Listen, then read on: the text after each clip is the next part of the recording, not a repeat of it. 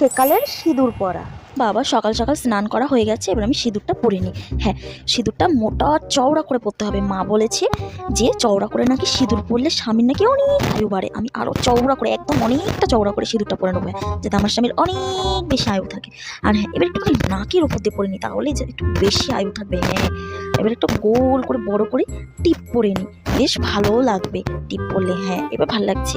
এবার একটু শাখায় দিয়ে দিই, 2 শাখায়। মা বলতো শাখায় দেওয়া নাকি স্বামীর মঙ্গল হয়। ঠাকুর স্বামীর মঙ্গল করো, ঠাকুর আমার স্বামীকে অনেক বড় হয় না। ঘুমটাটা দিকে আবার দেখে না নেয়, তাদের ঘুমটাটা দিয়ে রাখি, কেউ দেখলো না তো কি। এখনকার মডেলিং সিঁদুর পরা। বাপরে, সকাল সকাল কে যে স্নান করে কি জানি বাবা। আর এই কানের গুলো, আমার কানটা পুরো ব্যথা হয়ে গেল, খুলে রাখি বাবা একটু শান্তি। উফ, আর এই চুড়িগুলো আমাকে এত জ্বালাতন করে না। উফ, শাড়িটারি গুছিয়ে রেখে দিই আলমারিতে, কে পরবে শাড়িটা? আরে বাবা, একটুখানি সিঁদুরটা পরে নি, স্নান করে এসছি একটুখানি। ঠিক আছে বাবা, এই একটুখানি সিঁদুরই ঠিক আছে। ব্যাস। এর আবার চলেছে নতুন বউ, কোথায় একটু ছবি তুলো, ভিডিও বানাবো তা